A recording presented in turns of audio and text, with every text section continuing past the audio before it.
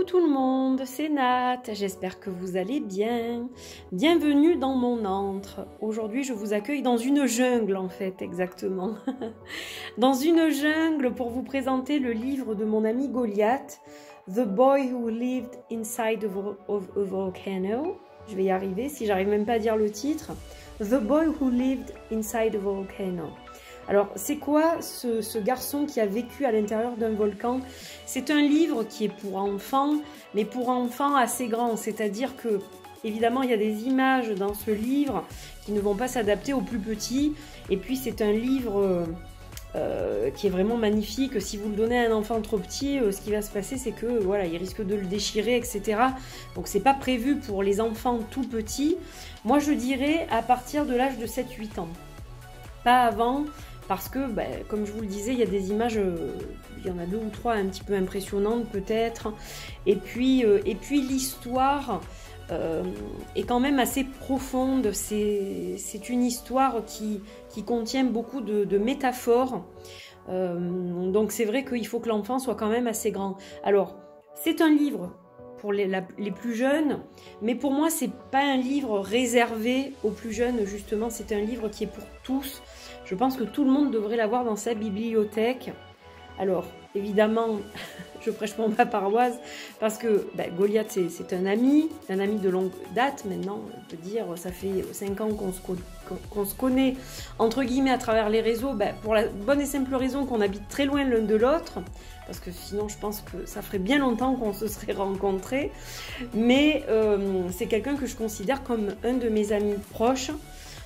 Voilà, parce que il est très présent dans ma vie et qu'on s'entend très bien, on partage beaucoup de choses, voilà, on a beaucoup de discussions sur divers sujets. Et donc évidemment, je suis plus que ravie d'accueillir son premier livre. C'est son premier livre. Je ne vais pas compter celui qu'il a écrit pour le L Goliath Tarot. Donc vous le connaissez, Goliath, parce que c'est le créateur justement du L Goliath Tarot, qui est magnifique. Hein. C'est un tarot en noir et blanc que j'ai présenté X fois, avec un livre qui est super bien écrit. C'est son ressenti à lui, sa vision à lui du tarot, de ce qu'il a créé, etc. Et là, on est sur un autre registre, mais on reste dans le domaine quand même de la spiritualité et de la psychologie. Voilà, il a pris un autre chemin, il a embrassé un autre chemin, et ce chemin, c'est le chemin de l'écriture en fait, hein, tout simplement. Et comme c'est un illustrateur brillant, eh bien, il écrit et il illustre ses livres. Voilà, donc ça c'est une histoire courte, c'est son premier livre d'histoire courte. Il y en a un deuxième qui est en train d'être fait à l'heure actuelle. Il travaille sur déjà un autre livre qui est dans un registre tout à fait différent, à la fois en termes d'illustration et puis la thématique... voilà, etc. Donc, c'est un très beau livre aussi à venir. Et aujourd'hui, donc, on va se concentrer sur celui-ci. Donc, je ressens, je sais pas, une grande fierté même. Je suis très fière du travail qu'il a accompli. Et surtout, c'est un projet que j'ai suivi depuis le début. Donc, je pense que c'est ça aussi qui fait que j'ai ressenti une joie quand je suis rentrée de la région toulousaine et que je suis rentrée chez moi, que j'ai vu ce livre qui est arrivé pendant mon absence, j'étais tellement heureuse. Alors évidemment, je le remercie parce que c'est un cadeau, je l'ai reçu, voilà, pour moi, hein, c'est un livre pour moi, c'était même pas, je pense, dans le but que j'en parle, etc., mais évidemment que je tiens à en parler, parce que déjà, c'est normal pour le soutenir, et puis pour vous partager cette merveille, parce que là, on parle d'un joyau, en fait. C'est juste sublime. Les illustrations sont magnifiques, les textes sont très justes, très bien pensés. Comme je le disais sur Instagram dans mon post, pour moi c'est une mine de sagesse. C'est pour ça que tout le monde devrait avoir ce livre. Alors ce livre, je ne vais pas vous raconter l'histoire, je ne vais pas vous traduire les textes, c'est pas du tout le but de cette vidéo. C'est très facile en plus à traduire, hein. Si vous allez sur Google Traduction, vous arriverez à traduire sans problème.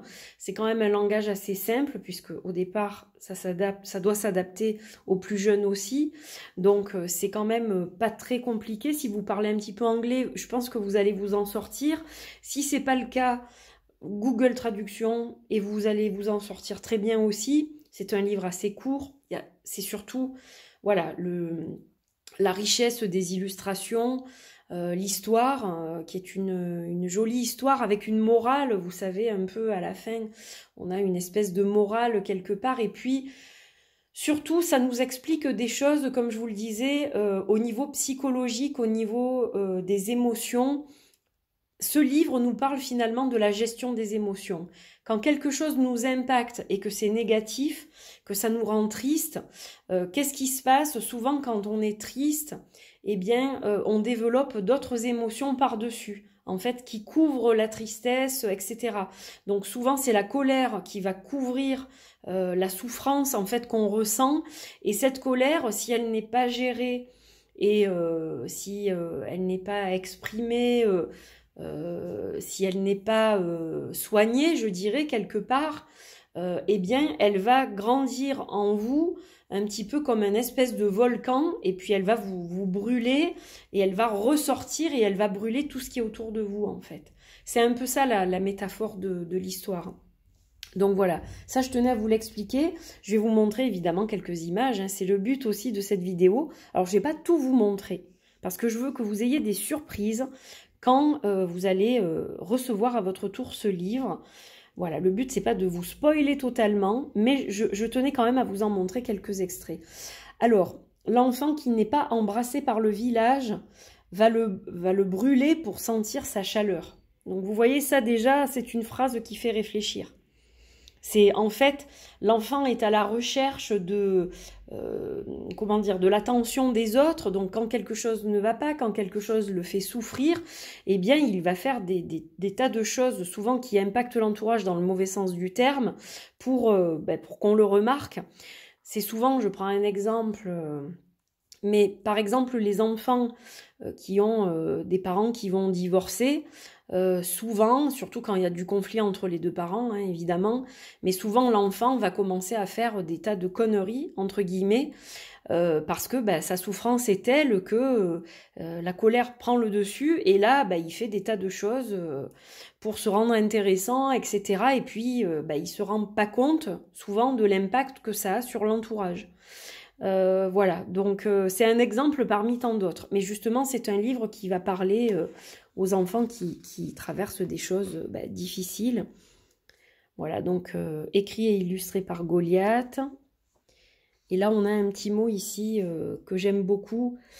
C'est pour ceux qui sont en colère, ceux qui sont tristes. Continuez à chercher votre tribu. Bon, moi, je pense que je l'ai trouvé, la mienne. Donc, j'ai beaucoup de chance. Il m'a fallu du temps quand même, vu mon âge. Mais mieux vaut tard que jamais. Voilà. The boy who lived inside a volcano. Regardez.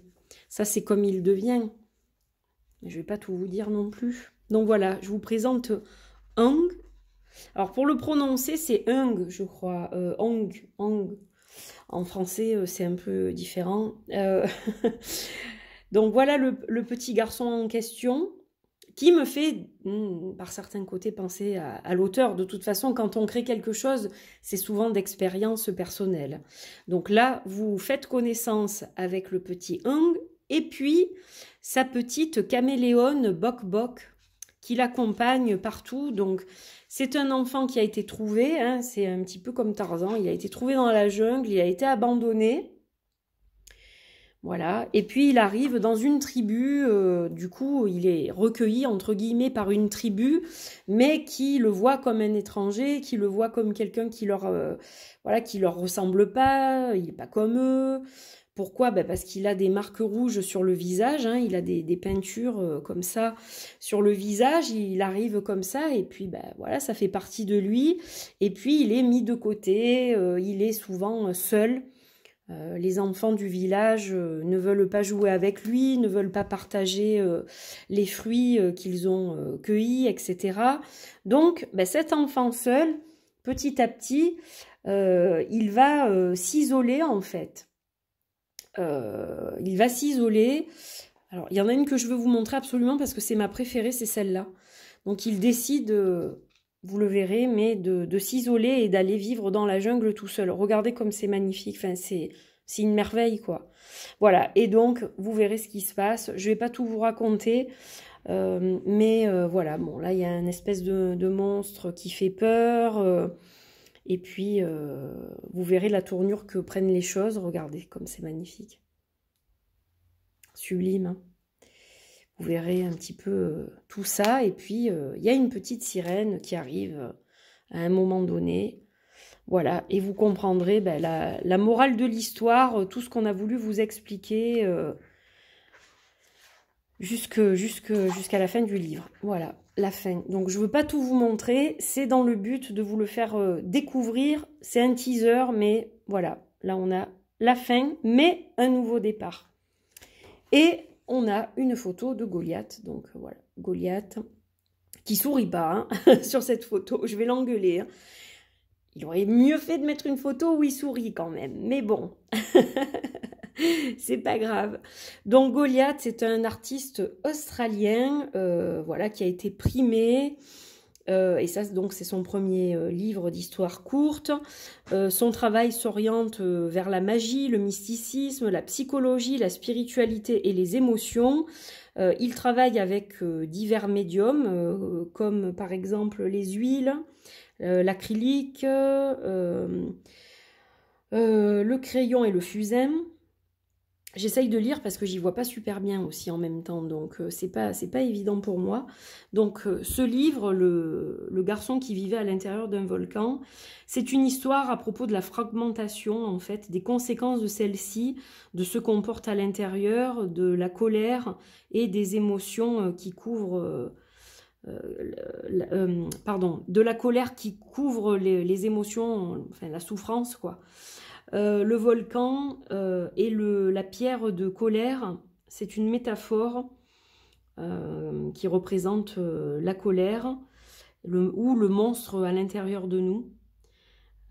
Et puis donc il reprend encore cette phrase de l'enfant qui n'est pas embrassé par le village, le brûlera pour sentir sa chaleur. C'est un proverbe et qui montre que les enfants ont désespérément besoin de connexion, d'amour, de communauté.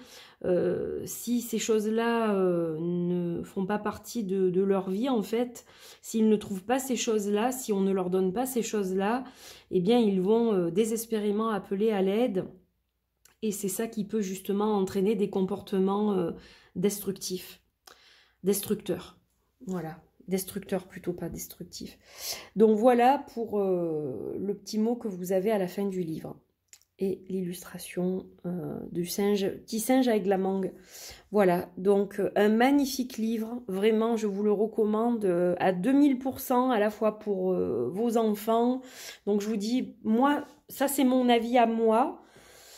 Je pense pas avant 7-8 ans, voilà, c'est mon avis à moi, mais c'est un magnifique livre et qui est aussi un beau livre pour les grands, je dirais, parce que moi je suis une grande fille et j'apprécie tout autant d'avoir ce livre dans ma bibliothèque, voilà, à la fois pour les illustrations qui sont magnifiques et pour les textes et pour ces métaphores qui résonnent à un moment donné et qui aussi psychologiquement nous permettent de nous orienter voilà, différemment, etc.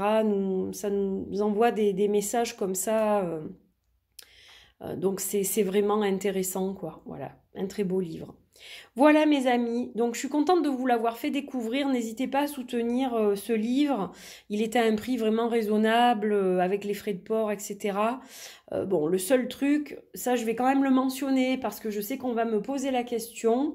Donc moi, cette copie-là, évidemment, elle vient d'Australie, puisque c'est Goliath qui me l'a envoyé, mais vous le savez que si vous le commandez, vous allez le recevoir des États-Unis puisque c'est un entrepôt en fait qui gère les commandes de Goliath et qui envoie les livres à travers le monde. Lui, de son côté, n'envoie que vers l'Australie et la Nouvelle-Zélande, je crois. Mais tout le reste, c'est géré aux États-Unis. Il y a des frais de douane, parce que je sais que vous allez me poser la question. Il y a des frais de douane. Si vous les payez en ligne, ils sont moindres, ils sont de 8 €. Après, si vous payez, quand le facteur arrive, vous allez payer 6 € de plus. Mais voilà, si vous les payez en ligne, c'est 8 € de plus. Donc, incluez quand vous passerez votre commande, c'est 8 € dans votre tête. Comme ça, vous Voilà, vous savez à combien ça vous revient exactement, mais voilà, maintenant vous savez qu'il y a des frais de douane et que comme c'est un entrepôt qui gère ça, ils vont pas cocher cadeau, etc.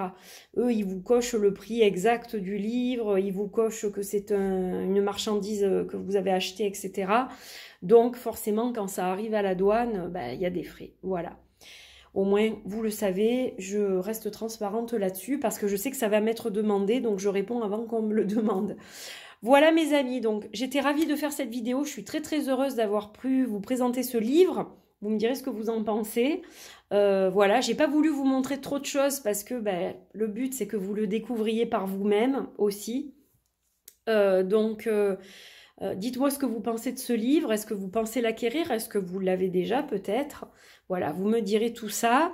Et puis, moi, je vous retrouve pour d'autres vidéos parce que j'ai plein de choses à partager, à vous montrer. Je dois vous donner aussi le calendrier des précommandes parce que ça s'affine un peu au niveau des précommandes. Je sais que vous êtes très impatients et je le comprends. Après, voilà, je suis une artiste auto-publiée. Je n'ai pas le budget d'une maison d'édition ou le budget peut-être de certains artistes aussi. Donc, je fais au mieux. Mais il y a du retard, voilà. De toute façon, j'ai beaucoup de retard dans mes publications de jeux.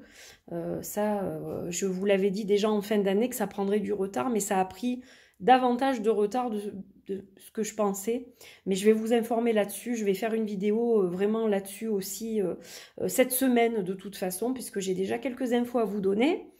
Voilà, pour le Wind of Love notamment. Les autres, ça sera plus tard, mais je vous donnerai ce que j'ai déjà comme info de toute façon. Voilà. Je vous fais des bisous. Merci à vous. Merci de me suivre. Merci d'être toujours aussi nombreux à regarder mes vidéos. Voilà, vous pouvez liker, commenter, partager, vous abonner à cette chaîne si vous avez aimé le contenu. Et donc, bah, dites-moi ce que vous pensez de la direction que Goliath a prise en faisant ses livres. Que pensez-vous de ces illustrations? Que pensez-vous du thème du livre? Voilà, n'hésitez pas à commenter, ça sera un plaisir de vous lire et puis de répondre dès que j'en aurai la possibilité. Des bisous, une belle journée, à très vite et merci encore. Bye bye!